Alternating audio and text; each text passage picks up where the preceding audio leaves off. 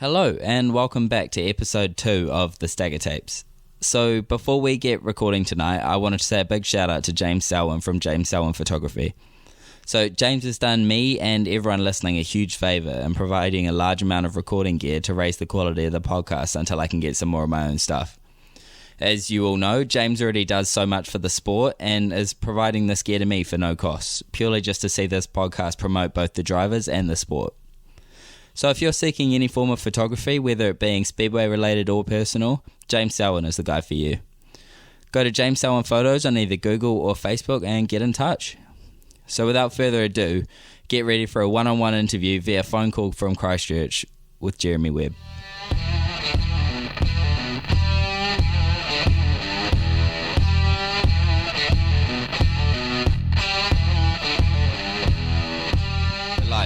Alright, so how have you been, bro? Yeah, good. Just busy with work, usual sort of stuff. Yeah. How's the off-season treating you? You been training or anything? Yeah, I mean, my job's very physical, so that is, in a way, sort of training, I guess. Been working a lot of hours the last 2 or 3 months. I do go to the gym a little bit, but haven't really got there as much as I would have liked. So I'm hoping to get there, start going a bit more regularly, especially before the season kicks off again. Yeah, once we get a bit closer. Yeah. Anyways, thanks for taking the time to do it with me. I know you're not a massive fan of doing interviews or anything, but personally, I think you're one of the most successful TQ drivers of all time, and you have an exceptionally high success rate with like unreal amounts of consistency. And I know that everyone's waiting to hear more from you, so here we are. So just run me through your career from how you got into motorsport to where you are now. So when was your first drive and all the steps it took from there? So I basically started in go-karts when I was maybe 12 or 13, run for a couple of years in Nelson, and then did a little bit down here, but just nothing was really serious, just club days. Did 1 nationals, I think, which we finished 6th, I think. So that was all right. And then we moved into the TQ class when I would have been 18, I think, 17 or 18. I was lucky enough to get a car through my dad. He was friends with Ian and Carol Fleming, who kindly lent me a car. And I ran that that was my first season, which went really, really well for us. For some reason, that doesn't surprise me. Yeah, it was pretty cool going to the speedway, especially coming from Nelson. I didn't actually know anyone in the speedway scene at all, so it was quite funny. I still remember that going to the, I don't know what you'd call it, it's just like a bit of a driver's introduction thing before the season, and no one knew who I was. I didn't know who anyone was.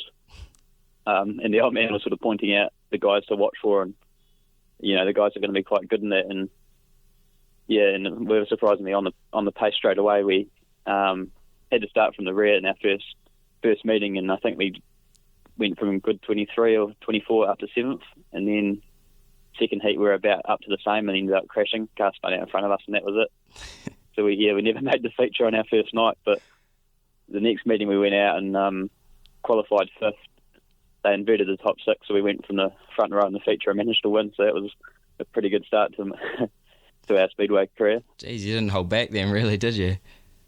No, that was pretty cool to sort of win the first feature we were ever in, and then I guess 6 or 7 seasons later we did the same thing with the midget. We managed to win our first feature.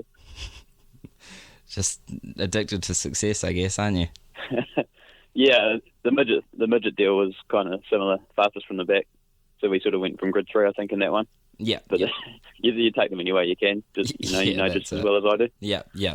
Definitely. So something you alluded to there was you talked about your dad. So just run through for anyone who doesn't know who he is and what kind of influence he's actually had on your racing career. I mean, if it wasn't for him, I wouldn't be in speedway at all. I don't think. Probably not even in motorsport at all. He's probably the biggest influence out of anyone that I've got. He's a legend, really, isn't he?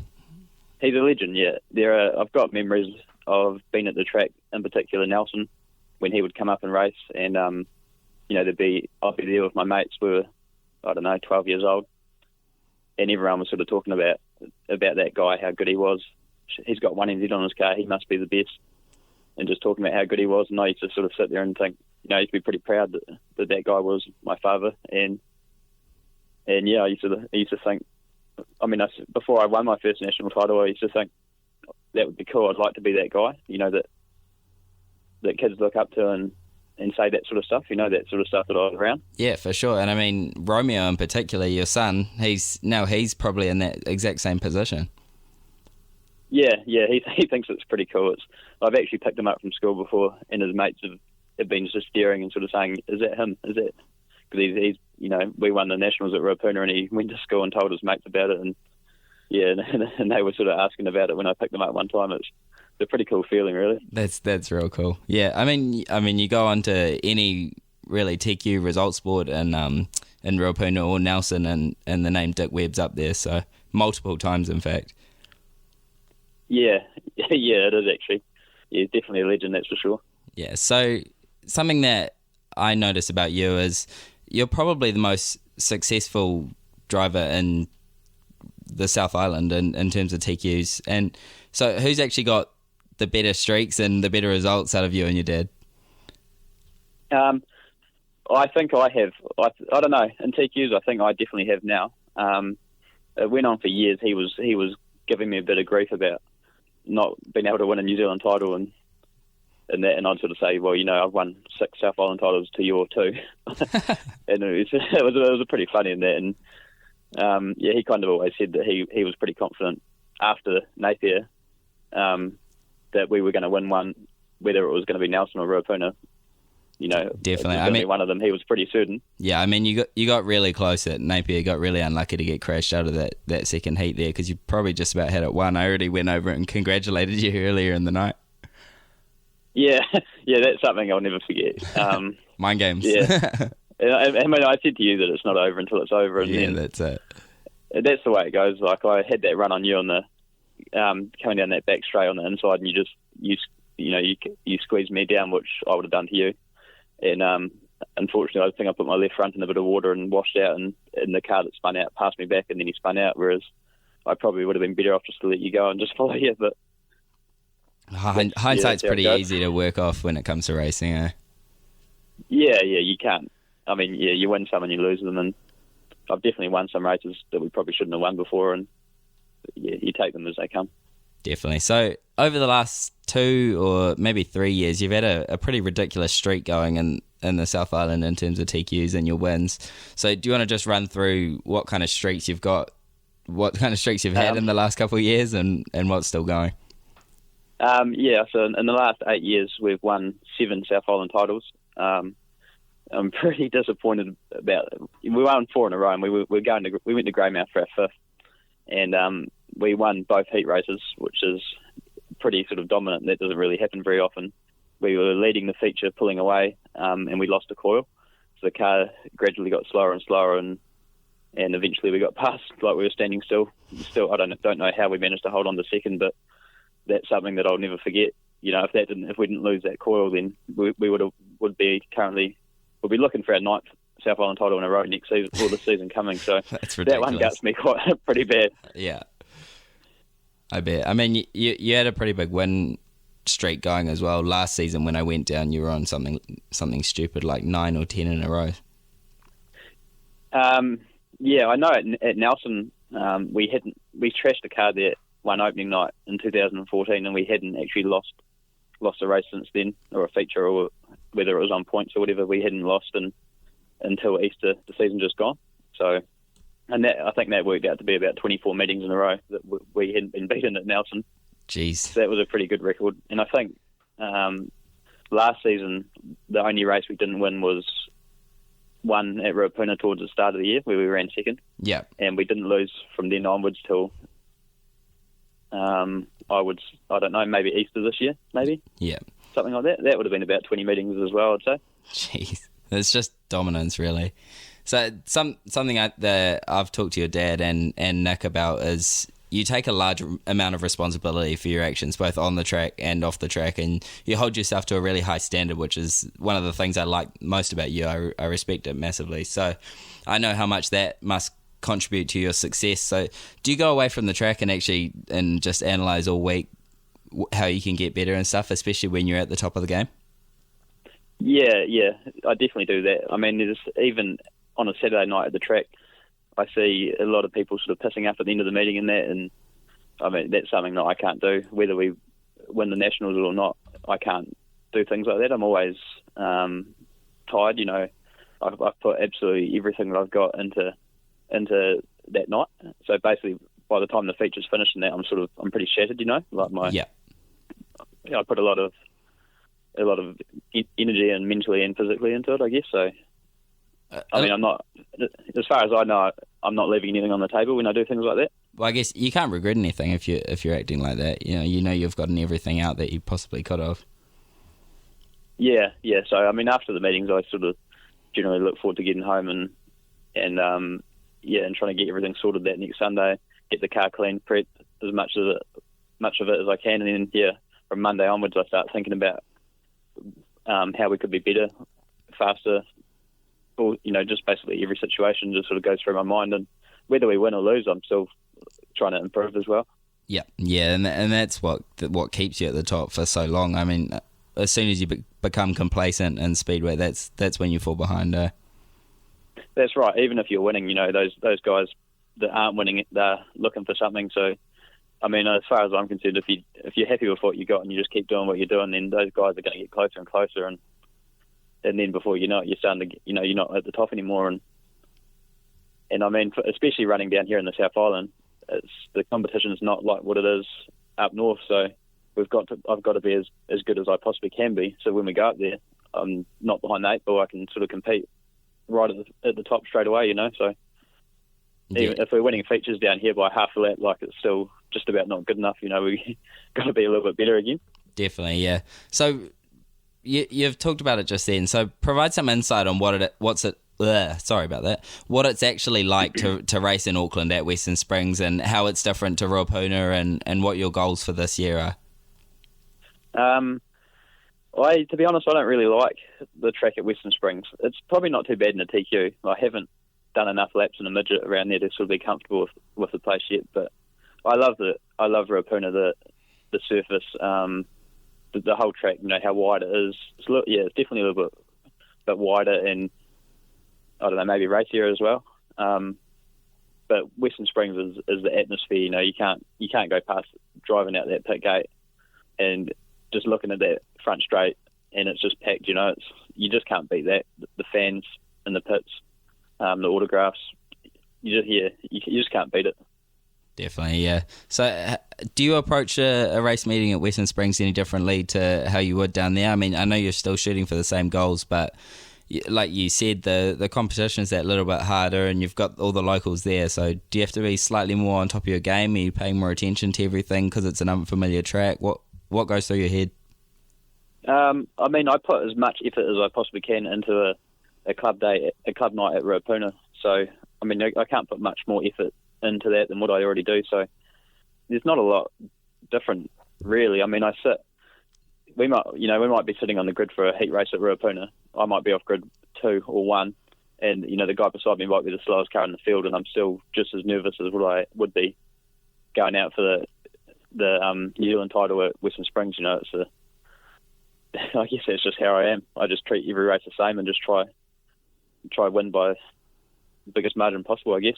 Definitely. Well, I mean, nerves are good to an extent. Some nerves just means that you care about what you're doing. It means that it's a priority that you do well, and so I find that's really important. I mean, once you stop getting nervous and you don't care so much, I mean, that's when you crumble a bit. So it's really good to hear that. Something that I've noticed about you every time you come up to the North Island and you race against us is you're very, very good on the bottom.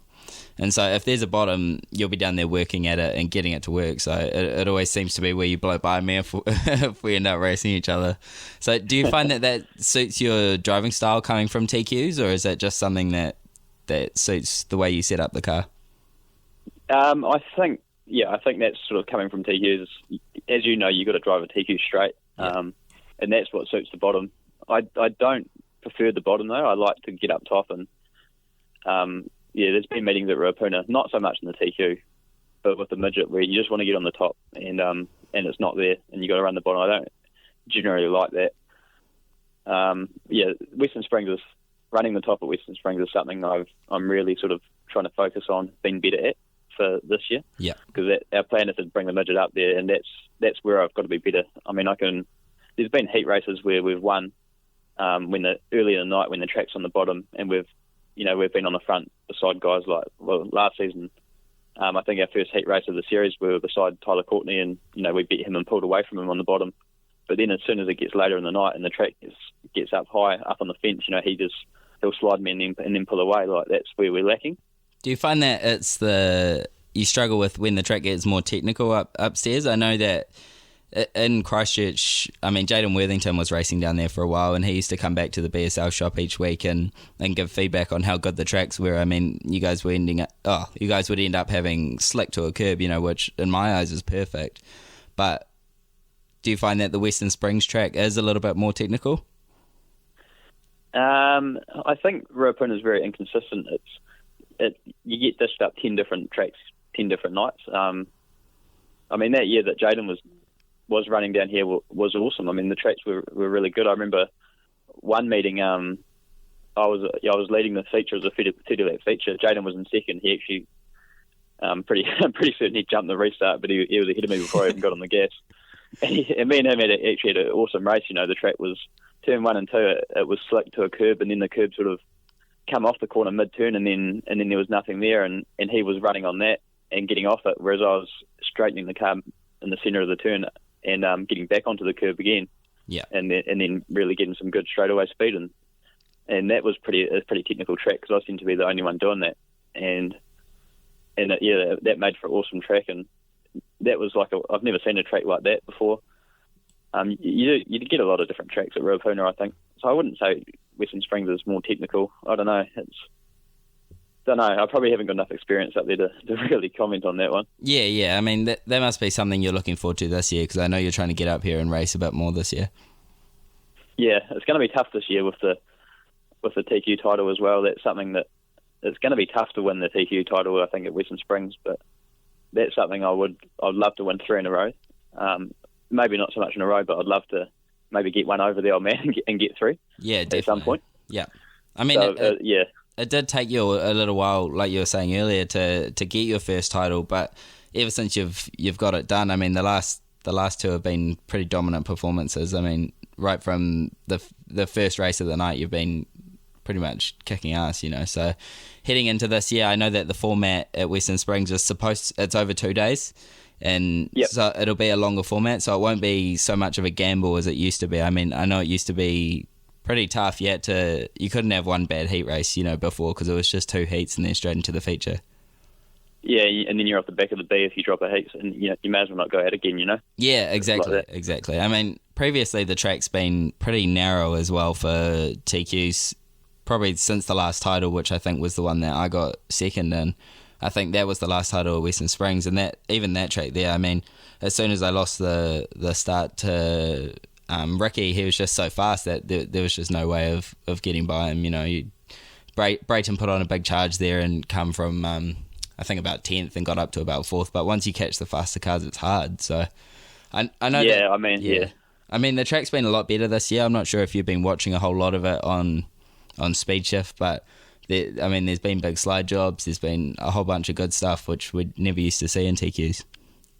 Yeah, I mean, you should know that I've probably watched every single meeting of that a couple of times. Yeah, I usually get a video of you taking the piss out of me. yeah, that's standard. But even that last meeting that we brought the TQ up. It was supposed to be the last meeting of the year. Oh, sorry, not the year, ever for Western Springs. I thought, man, we've got to go there. We had no midget, so it was like, man, we've got to take the TQ up there. It'd be pretty cool to run up there as number 1. Massive crowd. We've got to do it. So I was lucky enough that Miles 40 thought the same and was taking his quarter midget up there. So we jumped in with him and come up there and run. And it was actually good to get beaten, to be honest. We top qualified reasonably easily. We didn't really do anything that special. And to get passed by Ryan Baker, who's, without a doubt the fastest guy up there, maybe other than Scott. Yeah.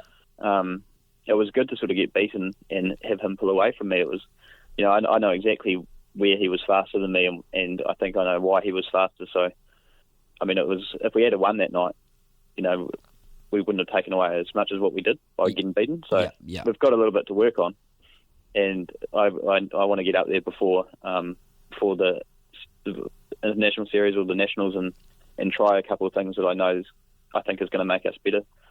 I put a lot of thought into that actually, and into why I'm better than those guys at qualifying over the last couple of times I've run there, and to why I'm not as good as them, when it actually counts in the feature. So there's definitely a few things I really want to try, and I'm pretty confident with my ideas are going to be pretty good, and I'll work something out to get on their pace and cool. And try and beat them. Yeah, that sounds really exciting for everyone who's going to be watching. I mean, I remember going down and talking to Nick after that meeting. I couldn't actually find you, but Nick was saying how pissed off you were because he said you knew right from lap 1 that you'd made a little mistake with the car and you knew what you should have done. So yeah, the track had actually dramatically changed from our second heat to the feature, and I guess after running the midget up there, it was we were kind of looking at how high the top was getting, but when you're running a TQ, that doesn't matter at all.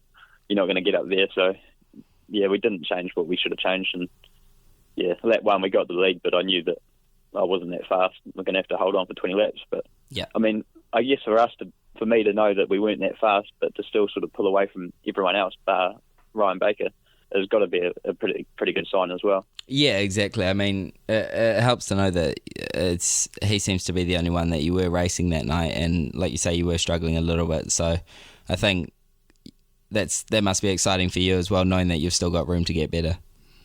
Yeah, that's right. And I think the last time we ran a hard compound tyre up there, we couldn't get the tyre working. It was just terrible. And I mean, we had run the TQ up there for a few years, so when we did run there again this past season, we had a completely different shock package that I'd sort of dialed into work everywhere that we do run the car, like Nelson, Ruapuna and Greymouth and that sort of thing. And we put a SD38, a hard tyre on, and that was sort of in the back of my head that last time we were running it, we couldn't get it working, and we were just terrible the whole race. So I just drove the thing hard and tried to wear it out to get it to work, and just wore the thing out too fast as well. Yeah. So that was something that I didn't really expect to happen, and something that I can take on to the Nationals this season. Yep, that's really good. So talking about Nationals, the New Zealand Midget car title is at Ruapuna this year, so that must be exciting for you. I mean, your confidence levels must be pretty high right now. Yeah. I'm really looking forward to that. I think Ruapuna is definitely my favourite track for the midget. It'll be wide. It's going to be awesome. Still a little bit disappointed with what happened last season with our car, and that first round of the International Series, we really struggled. I think we qualified 10th for the feature, which was probably a lot better than what we should have been, and we dropped back a few spots before the battery died, but we weren't fast at all, and going on to that the third round at the Springs, which was the second night at the Springs, I did some research on some things and tried something, got some ideas from Justin, and sort of went even further than what we were told to do, and just really tried something a bit radical, and it really worked. We got caught into an incident on turn 1, which smashed up the oil tank and eventually led to the end of our season, but we lost the brakes as well, and we restarted off the back, which I think was 8th, and we managed to get to the front with no brakes, and we passed some good cars like I think Hayden Brown and Zach Dunn. We managed to go past them with no brakes at all, which isn't that fun around the Springs, and the car was awesome, and it's just such a shame that maybe we sort of worked something out with that thing, and then it just all ended, and that was it. So so that's pretty frustrating. We're going to have to work on that once the season starts again, and start again. So from there, you got the opportunity through Neville Basley, who was nice enough to let you borrow his car pretty much for the rest of the season. Yeah, that was unreal. Even Blair Trimman, he lent us his car for the last couple of nights at the Springs, but we had a couple of issues with that. But that was, it's still awesome to at least still be racing and learning and getting laps in. Yeah. And then Neville was kind enough to lend us his car, which we ran at the South Island title, and it took us a while to get that thing going. But that was on a track that was probably the worst track I'd ever seen at Ruapuna. It was on the bottom. The track would have been good if they watered the top, and I made sure they knew that, but yet they still didn't water the top. So I was not very happy that night. I think we probably had the car we could have won if it got up on the fence. Yeah.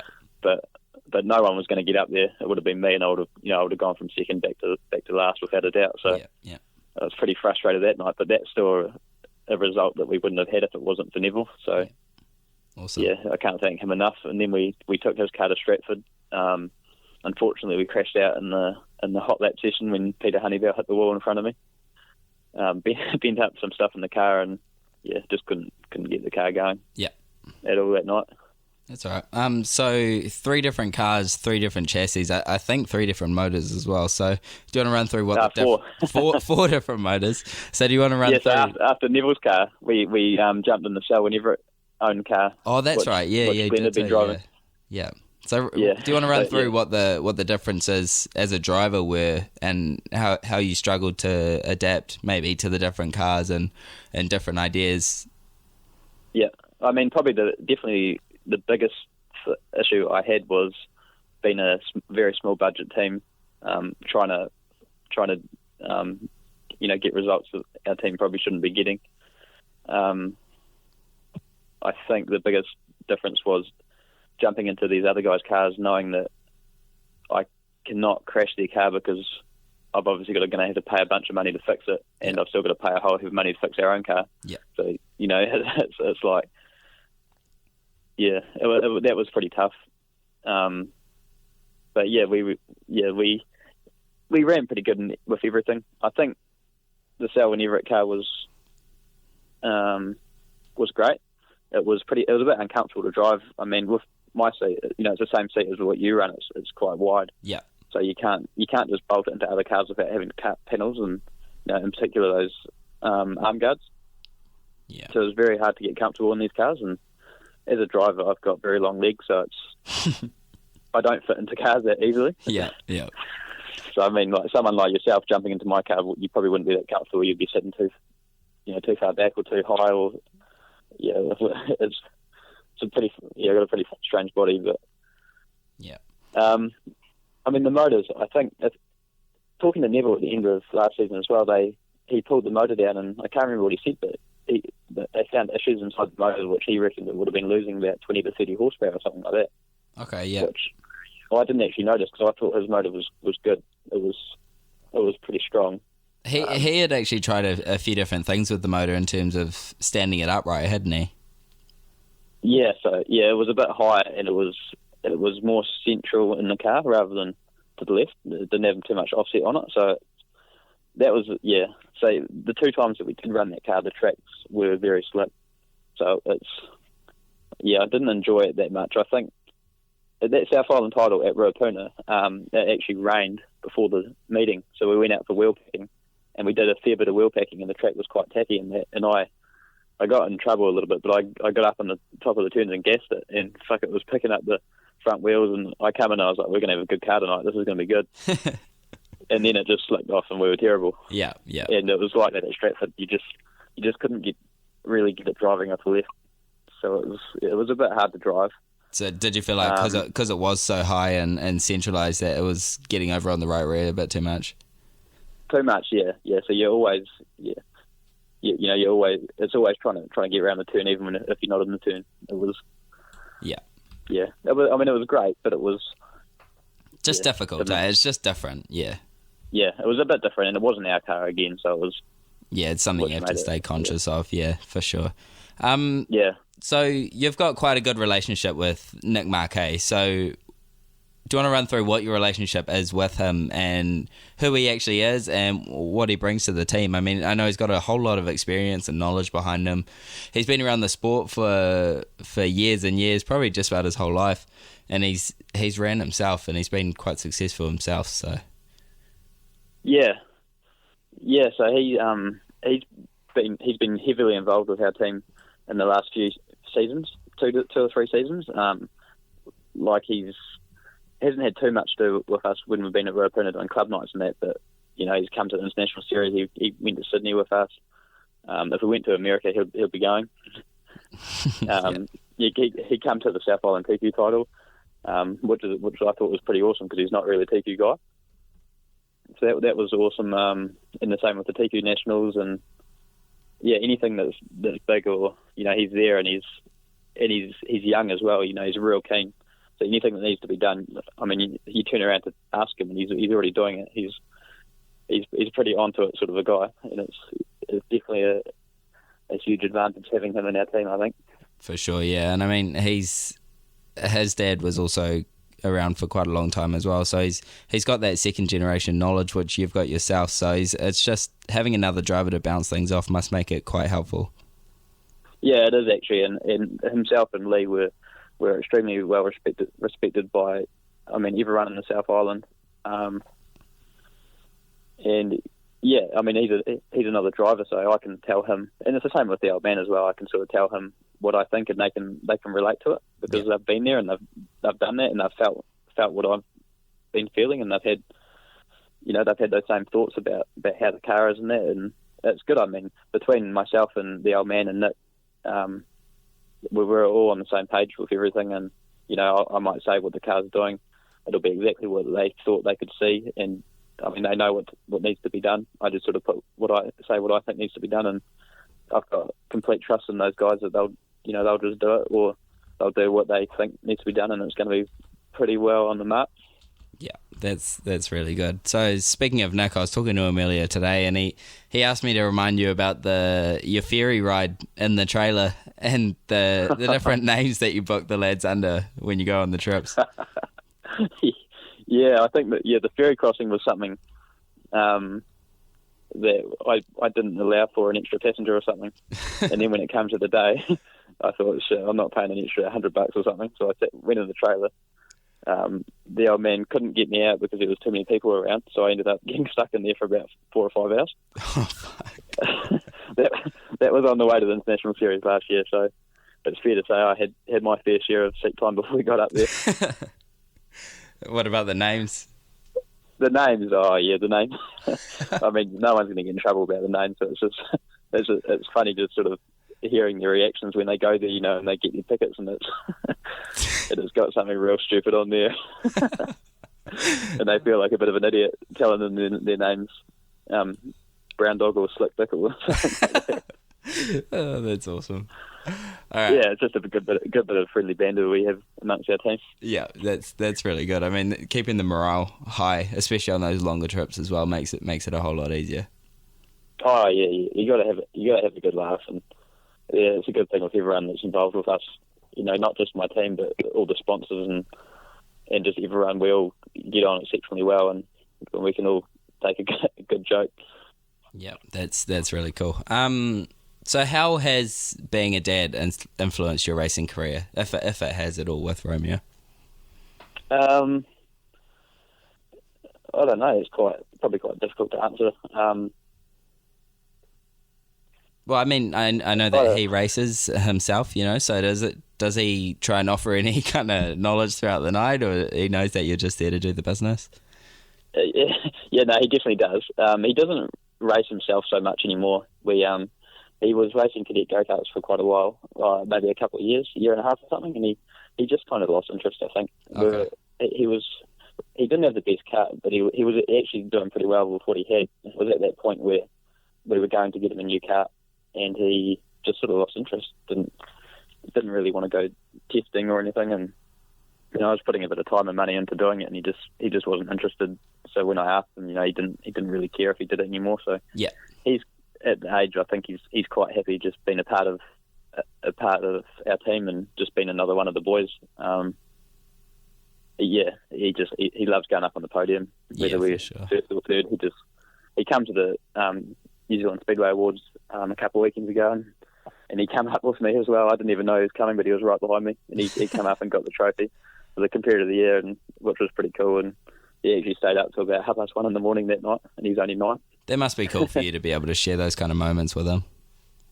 Yeah, and he's said a few times that he wants to win the New Zealand TQ title, and he wants to be on there with his dad and his granddad. So I don't think that's ever happened before. So Yeah. that's something that he wants to do. But like I've also said to him, you need to be racing now. Yeah. The more racing you do, the better you're going to get. But he's just not into it at the moment. So I think definitely down the line the switch will go and he'll be into it.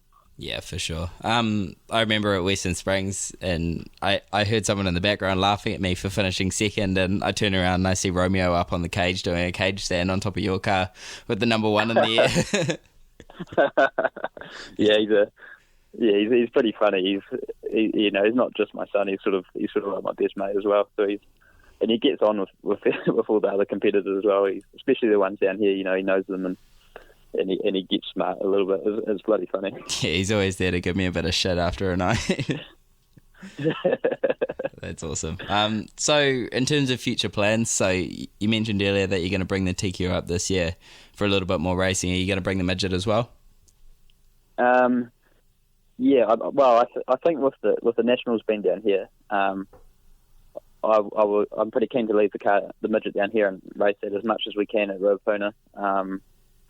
And I mean, there's nothing down here for the TQ, so I thought, to be honest, I haven't actually worked out the dates yet. I've actually been too busy at work the last few weeks, but if the dates sort of allow, I'd like to bring the TQ up for the opening night and leave it up there. And I mean, I don't like to run 2 cars on the same night anyway, so if the car's up there and we're not racing anywhere down here, I mean, it's not going to hurt for me to fly up there and race at the Springs. Yeah, for sure. So I mean, that's sort of the plan. And then I think if I can find a little bit more sponsorship, I would love to bring the midget up for the international series again, because you just can't beat that experience. Yeah, it's pretty tough, eh? It's like racing USAT Midget Week in Auckland. Yeah, it really Basically. is. I mean, we get so many of the best guys over here, which makes it pretty tough as well. Yeah, and you've got all the local guys. How many cars are there? 50 cars or something? Yeah, something stupid like that. It's a bit better than the 12 that you get at Ruapuna sort of thing. Yeah, for sure. Yeah. What are the difficulties you find in driving both cars on one night? I think at the start, when I first started doing it, just the difference in speed really. Like, one of the first times we'd done it was at the TQ Nationals at Nelson, when we run that and as well as the South Island midget title. I had planned on not running the midget at all, but just running the feature from the rear, because there was only sort of 9 cars or something. Yeah. And that way it wouldn't have affected the TQ at all. But with the weather, there was rain forecast and the rain was coming, and they were, before the meeting started, they decided to put the midget feature before the TQ feature for some reason, and so that sort of ruined those plans. Yeah. So I mean, that night was tough, because it's like you go from the midget to the TQ, which that was the order that night, and you're just used to so much more horsepower and speed, so you sort of you turn the TQ in a little bit too early, and then our car, I like to set up really tight, so, and then you're turning in and you're on the grass and you got to try and it's not good. It takes a little bit to get used to doing that on the same night. But yeah, we've done it a few times now, and I think with my experience with the midget, I can change not too bad now. Yeah, I mean, I don't think it affects me too much. I always found that from the midget to the TQ, it wasn't so bad, but the other way around, I struggled quite a bit. Oh yeah. Because you must have only done it once, did you? Yeah, I did it twice. Yeah, but I mean, twice. The midget drivers just don't care, right? In comparison to the TQ drivers, I mean, it's real cutthroat, and I mean, it's awesome. It's what it should be. So going from the TQ drivers who kind of give you a bit of room and might rub you out of the way, and then the midget, I remember hitting a puddle going into turn 1, and I got smoked by like 4 cars going up the inside. Yeah, they don't lift. They see half a gap and they take it. Yeah, you're right. Sure. That's how it should be. And yeah, I mean, it's definitely easy to do double duty down here than what it's going to be out there. So yeah, for sure. Yeah, that's going to be another thing that's going to be tough with the TQ title. I don't know if we're not going well in the midget, if something happens to it, we may not run the 50 lap a night. I don't know. I try to prioritise the TQ there. It just depends what happens really. I don't know. I mean, the 50 lap is I guess at the 50 lap at night, we're not going to be running the midget that much. Hopefully we qualify around the, maybe, 12th to 14th sort of mark, where you don't end up going in any dashes or something, where you just qualify and then do nothing till straight to the A, really. Yeah. So that would be okay. I think we'll be perfectly good if that happened. Yeah. Are you able to put your driving style into words? Into what, sorry? Into words. Oh, I don't know. It's a tough question, eh? It is. I mean, when I'm driving good, I guess I'm generally not really thinking about it a lot. Some of the guys I really get on with, I'll have races and that I'll win from the back or whatever, and they sort of come up to you and they talk about how you passed them and that, and they're like, man, that was pretty cool. That was crazy though. You did this, and it's like, I've got no idea. Like, I've got absolutely no idea when I passed you, and when that's sort of happening, that's when you're fully 150% focused. And I mean, so I don't even know what my driving style is like when that's happening. You're just doing everything that comes natural to you. So I remember learning about something like that, and at university, it's called like a flow state, and it's when you are 100% focused, and you don't even realize time. You don't pick up details about things. You're just 100% on the job. Yeah, and I think one example of that was the first South Island TQ title I won. In my second year, we went into the last heat, and we were 1 point behind Lindsay Bailey, and I think we were off grid at 12, and he must have been off grid 17 or something. And that's what I thought, we just got to beat him. So all we got to do is beat Lindsay. And I was behind Kyle Glover, and I was mucking around. And next minute, Lindsay goes around the outside of me. and I remember thinking, that's it. This is now or never. And we would have been in 8th spot or something, 10th spot maybe, I don't know. And it was like, this is it now or never. And Lindsay was running out top, and I just launched it down the bottom, slid up across the track in front of him. He drove into the back of me. And the next thing I know, I'm passing Brian Frid, and I'm thinking to myself, shit, this is for the lead. And I just, the other 10 cars I just passed, I just had absolutely no idea. Yeah, just and Lindsay, he went from being faster than me and better than me to way slower than what I was, because my mind just changed, and I don't remember anything in between that. Yeah, well, that's a characteristic of a top flight athlete. That kill mode that you can just channel, and it's just. I remember listening to a Joe Rogan podcast with Mike Tyson, and he used to get hypnotized that like he didn't exist, that just the task exists. Yep. I found it craziest thing, but it's all the killer mindsets that you get, and it sounds like you've got the kind of one which you can just switch on and get going. Yeah, I mean, back then that was after that happened. I sort of thought, I should never have put myself into that situation. I should have won the race anyway, and then got to the lead on lap 10 rather than lap 18 or something. Yeah. And that's sort of the mindset that I've got now is you just got to do that if you want to win. You can't leave anything on the table, because I mean, I suppose you can a little bit down here, but if you try to do something like that up north anywhere, you're not going to win, basically. Do you find that you're trying to make up for those titles that you did get close to winning? Because I think, I mean, you take it back to Napier, Greymouth in my first year, you Western Springs, you got into the wall, you got quite close. Do you feel like you've still got a lot to achieve? You've been so close so many times. Yeah, there was a few years there that were pretty tough. I think that Greymouth one was another one where I think again we were the biggest mover in the first heat. I think we went from like 18th to 6th or something. Yeah. In the second heat, we started on grid 6, got the second on the first turn. Gareth Bingham was in the lead, and he pulled away from me, and that has never ever happened. And we were slow, and the fuel pump actually went off that meeting as well. And Matthew Levis just drove past me down the straight like I wasn't even moving again. Same place as what happened at the South Island title. Yeah. And we come in and there was a short turnaround that day. I think we had issues with the weather from memory or something as well. Yeah, it was. And I think we quickly started searching for things to be wrong, and we found a heap of mud in the airbox, and the old man assured me that was a problem, but sure enough it wasn't. And in the last heat, I mean, I was still in a position to win in the last heat, but I was just overdriving a car that was just, I don't know, 20 horsepower down on everyone else. It was just slow. Yeah. And when I look back at that, I think if that issue never happened, we probably would have won that second heat and been in an even better position than what we were going into the third heat. Then you don't have that kind of pressure, yeah.